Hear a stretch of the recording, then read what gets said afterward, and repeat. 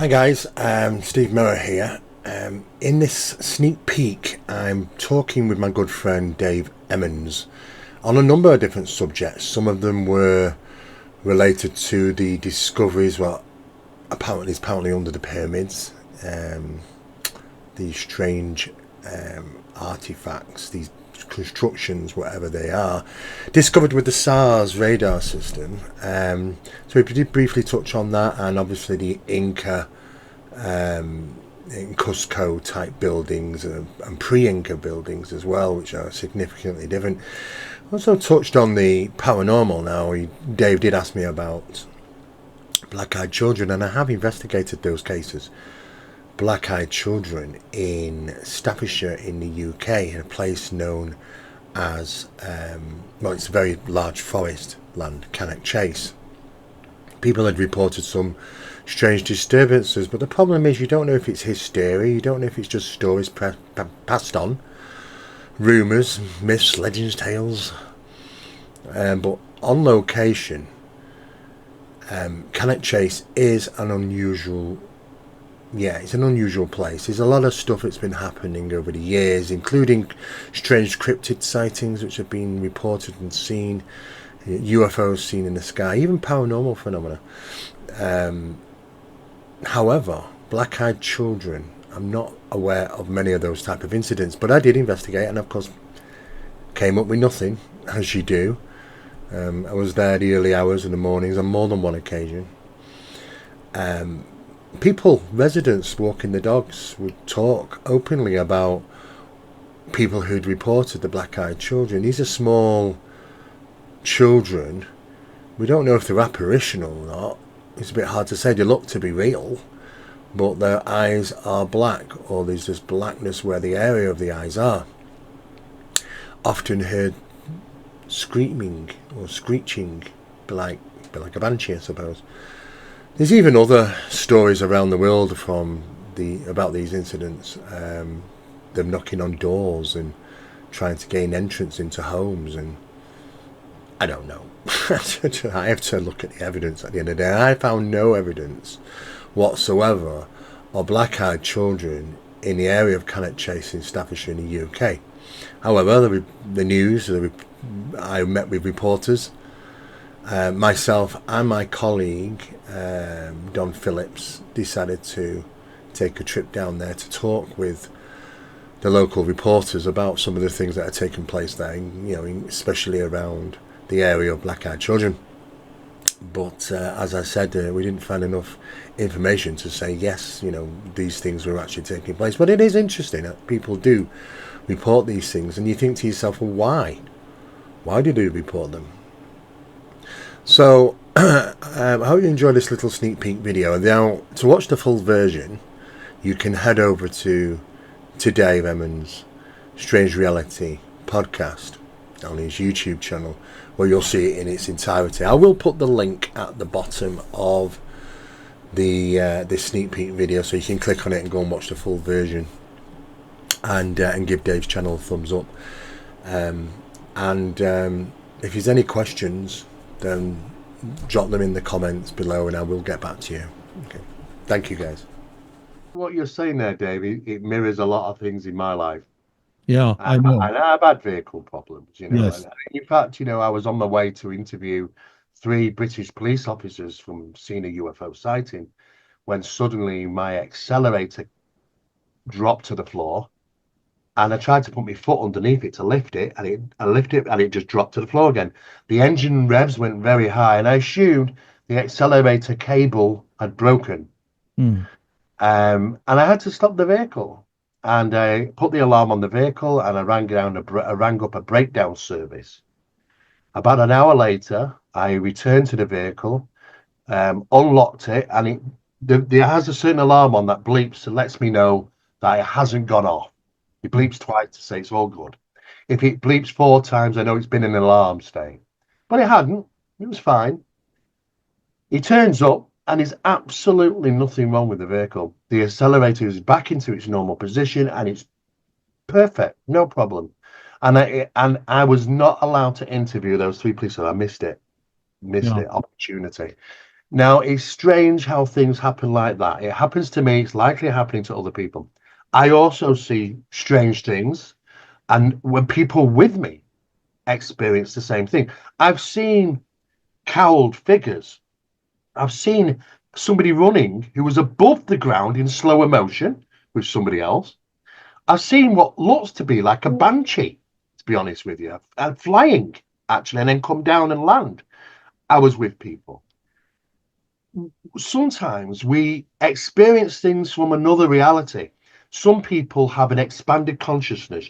You may have an expanded consciousness. Many of our viewers or listeners might have some form of expanded consciousness, because people that have expanded consciousness gravitate to these subjects because it has intervened in their life somewhere, be it paranormal, UFO, or other strange experiences.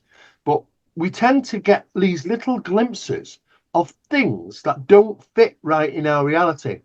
And yet other people with us will experience them. I have no explanation for them, other than that I see it, they see it, therefore it must be real to a sense of, to a certain sense. However, it doesn't fit into the norm. Just like sometimes you might have these experiences with vehicles, with strange, all sorts of strange things that can be Who seen. could be doing this paranormal stuff with vehicles and for airports that are moved around and things are missing for a while and they come back? What entities are doing that, Steve? Well, yeah, I've questioned this, and I just refer to it as the source, whatever this source is. It's massive, and I'm in control of so much of a mechanism on a global scale. It's incredible.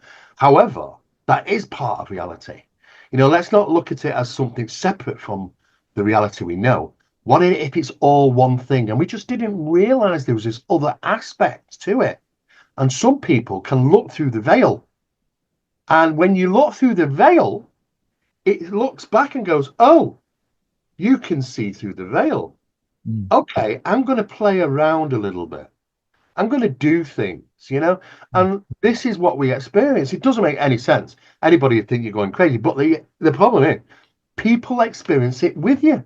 It's not a singular experience. Other people experience it with you. So it's happening within our reality. Our reality is bending to this, and it's being manipulated by this. So whatever this source is, whatever's responsible, is manipulating reality and us within it. And that, if we ever consider that we are going to gain an advantage on this phenomena, I very much doubt. They keep talking about the Matrix, Steve. I can't get it in my head. I know that if we are living in not a real world, and what it is in front of us does not really matter. Scientists are saying that it's all frequencies and energy, and it's not Yeah. matter. Uh, Well, they're trying to break it down on an atomic scale, and oh, basically what happens when you do that is you end up into the fringe subjects of quantum mechanics. Now, the quantum physicists who I've talked to many times explain it in a sense that, imagine your kitchen, you're in a home, you imagine in your kitchen. Well, you know what your kitchen looks like, you know what items are in your kitchen. What their argument is that it doesn't exist until you experience it. mhm. Now you might argue the point, well, I can take a photograph, I can put a CCTV camera there and I can see it. Yes, because when you look at the photo and when you look at the video, you bring it into meaning. So therefore you see what you expect to see. And I was trying to wrap my head around that, Dave, for a long, long time, trying to figure out and kind of understand the matrix now. What they're saying is, within our brains, the consciousness creates the reality we live in, Yes. and it duplicates and replicates. But as soon as we dissipate from it, it doesn't exist. It only exists to us. And when we bring people into that environment, they share the same experiences as us. So it's complicated. We're still in the infancy stages of quantum mechanics, but I kind of understand where they're going at about the matrix, Right. because we have done tests on people where they've bent reality. You can't snap it, you can't break it, but you can bend reality to your will. We had done experiments in the laboratory with people who are extremely lucky. I mean, why are some people so lucky? Some people have won the national lottery 3 times on a run. And you think, how does somebody, it's 14 million to one, how does a person win it 3 times? I wonder that myself. Exactly. Well, it's something about bending reality. Now, these people, they're extremely positive, optimistics, and they literally think to themselves, I am going to win, and with a knowing. And somehow reality bends itself to you. This is why people which are managed to control that positiveness and that willingness will have great success. It is that true. So what we did, we had to bring it into the lab to prove it. So we said, okay, these instruments, these things, the balls in containers, and they fall down. Now they always fall the same way, and as you drop them, they'll fall in a pyramid shape. Mhm. They influenced it just simply by wanting the balls to go more to the left or more to the right. In reality, it started to change. Now, it might have only been like 1% or 2%, but it shouldn't happen. Reality was changing dependent on their belief structure. So they were bending the positive outcome out of it. They were creating it themselves. So it is pliable reality. We can bend it. We can't break it. We have to there is rules there, but we can bend it in our favor. And it's the same for the opposite. There are people that have tremendous problems through their lives. Are Mhm. very, and when you talk to these people, they're very negative, and they're not positive. They're not optimistic. They're the sort of people say, do you know what? If it's going to happen, it'll always happen to me, and they'll be negative about it. They'll learn to be, because it's all consuming, and they'll go through life saying, well, do you know what? I won't be surprised if this happens, and it happens. And then they'll find out all these things, these troubles, things break down all the time. They have fallouts, these financial issues, these problem. And the thing is, they just created that reality, and it's going to keep feeding the negativity. Right. And that's what a lot of these people talk about, manifestations It's the same as manifestation. and meditation, and you go into this manifestation and positive energy. The reason why I brought in the Matrix a while ago, Steve, is because we were talking paranormal and what's going on with all these little things that move about and go bump in the night and mess with their cars and do this and that. And that's why I brought in the Matrix to try to, is that part of the energy that's shifting around in the Matrix that we Well, can there change? is an intelligence. There are well, I say intelligences, but the problem is that it might be an intelligence that is providing itself the ability to be perceived differently. So some people tell me some incredible stories. They've seen an apparition of an angel, for an example, or some type of strange creature that was seen that looked like a gargoyle, or from hooded figures that are clearly not human. Mhm. You know, the range is massive. There are thousands and thousands and thousands of them worldwide, called different names and things. But I think it's a source, it's creating, it's generating, and if we give it a name and give it a reference, then it starts to bore. I mean, let's go back 30, 40 years. How many greys were around? Okay. Well, we know that the initiation was roughly around about 1961 when the first alien abduction officially was reported by Betty and Barney Hill in September, the White Mountains incident. However, they were not greys.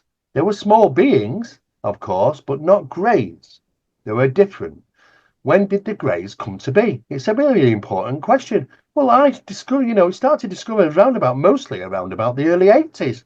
A lot of them before were different types of beings, looked a little bit like the greys, but they didn't have the big black eyes. And, you know, so a lot of the greys started to come around about the 80s. Now, why then throughout the 80s, it really spiked in the 90s and then got more and more. Now, why is that? Because of public knowledge, because of the internet, the grey is kept alive because that's what people experience. That's what people expect. It's all over the place. If I said to anybody on the street, draw me an alien, they're going to draw an alien grey because it's in the mindset. And Yes. this This phenomena reads this and says, "Oh, do you know what? I'll be that." Yeah, You I know? saw I saw one in the '90s, a little gray. And yeah, and you're right. We can actually they say they shapeshift, these aliens, ETs, and they also can present themselves as a false reality to you. They show you what they want you to see or what you want to see, like you're talking about. But what is behind all of it? Also, I'm going to bring this up too. I heard more stories about the reptilians actually controlling this planet, and they have control of all kinds of things in government and banking and people. And I heard that they have control of many other planets in this galaxy. The reptilians are supposed to, they come on a planet, they take over. I'm talking, a lot of people think I'm talking sci-fi, but a lot of scientists actually believe that the reptilians have some kind of control on us here, or some ET has control on us, Steve. Is that Yeah. Well, do you know what? I think it's all one and the same thing. There's a lot of ploy, there's a lot of play in this, and there's a lot of disinformation, deception is involved. Um, I am aware that there has been reports of reptilians being seen, which have morphed into greys, and they've all been seen working together in some occasions. And they've been seen with humans, even on board crafts. So the problem is that our brains are completely scrambled during these experiences and we just don't know it. Why are human beings on board these crafts? Well, the human beings are generated to make you think, okay, well, calm you down. There is, all right, okay, they're working, right, and it's the management situation. Everything about the way they look and act is being perceived through them, through what they want you to see. I will tell you now, we have not seen any of these sorts of, we have not seen its face. We have never, ever seen the face of this intelligence. It comes in many shapes, many forms, but not one of them. They're all masks. The phenomena stays the same, but they're all masks. And this is the same as when I worked with Barry Fitzgerald, who's a colleague of mine. It's a well-known saying he has. It's the same phenomena, different mask. The mask is forever changing. And you know what? Even through experiments, communicating with NHI, they've even confessed. They even said we use masks. We see what we want you to see. So the problem is that how do we have reliable information? Because what we see is not the truth. That is the lie. That is the screen, which alters and changes. You look at Travis Walton. It's a very well-known case. Abducted for 5 days, November 75, from the mountain ranges in Flagstaff, and he talks openly. And you know what? I know Travis extremely well. Extremely well. He's a really good friend of mine. We've travelled around different places in the US on road trips and stuff together. I've worked alongside with Travis for quite some years, and legitimately he's had this experience, absolutely 100%. But when he's on board, he talks about waking up and seeing small 3 grey looking type beings, but they weren't greys as you would expect them to be. They were shaped and sized like a small child, like a grey with a large head, but they didn't have the massive big black eyes. That's the first change. It's a bit more like, not quite like the Betty and Barney Hill, because they didn't have enormous heads. They were small like child's, but clearly not human. So you got these variations, hundreds of variations just within the grey types. But he panics. He picks up something. He's swinging at them in panic and shouting and screaming in fear. The 3 beings rush out the room. Within a minute or so, when he wanders out, goes into another room, but a minute or so later, he is met by not the greys, not the small beings, whatever these things are, a human-looking one. And that takes control of the situation, calms him down, gets the mask on him. He goes out. Next minute, they've dumped him. They've got rid of him. He's too much of a problem. Get rid of him. You don't even allow him to get dressed. He'd just get rid of him. He's a problem. You know, And they dumped him, I you met know? I met Travis too, and I seen him in several conferences, and actually went to his house and visited him one time. And he's original, and he was very scared Oh, for yeah. several years, and still is a little nervous about the. Yeah, and he still has, believe it or not, sightings, because even when I was traveling with him on the road, we looked up. Well, I looked up, my partner looked up, and we said, we're traveling down the highway and we're being tracked, we're being followed in the sky by a craft. Really, wow, And we looked up and saw it. Travis looked up and saw it, and we stopped. And when we stopped, it stopped. And we watched it. We thought, okay, that's really interesting. And we were giggling about it, myself and Travis, because I said, I said, Travis, we're going to get two for the price of one here. And he laughed. And we jumped in the car and we carried on. And it started to follow us again. And this happened two, 3 times. We saw this thing. So, and he said, you know what? It does happen. And I said, yeah, it happens with me as well. And he said, yeah, yeah. So, they're consciously connected with certain individuals. Now, was it a management situation? Travis has gone absolutely berserk on the ship. The Greys go out the room, and the next minute, what's appear? A human one. And he calms it all down and sorts it all out. And are they one of the same thing? Did you just transition, just make him look, okay, to deal with this, we're going to have to make ourselves look human, yeah, you know? And act in a way. But they didn't talk because they don't talk like we talk because they don't have the vocal cords like we do. They talk through telepathy or transplacement. This transplacement is the parapsychological term in the paranormal sense. That's the giveaway that this is all the same source because they all act the same way. The image of them changes, but they all act the same way. If they're a different species, how many species on planet Earth act the same way? Not many. Not many at all.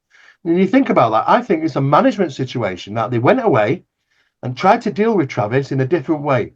So let's appear to be human and take control of the situation. Just get him off the ship. now, And the poor although guy didn't even get yeah, changed, you yeah. know. Now, although they say there are a lot of humans in the galaxy, our species, and we got humanoid ETs. Uh, I go back to this thing about. I wanted to ask you a question. The governments, what do they think about all this craziness that's going on? The Matrix, the paranormal events and Well, UFOs. I mean, you talk to a lot of, you rub elbows with a lot of them. What do they think about all this, Steve? what I can tell you,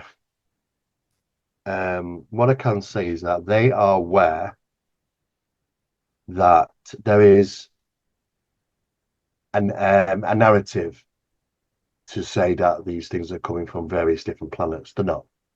They're not coming from various different planets. Now that they are interested in our space adventures, and they have assisted us in many, many ways in technology to get to space. And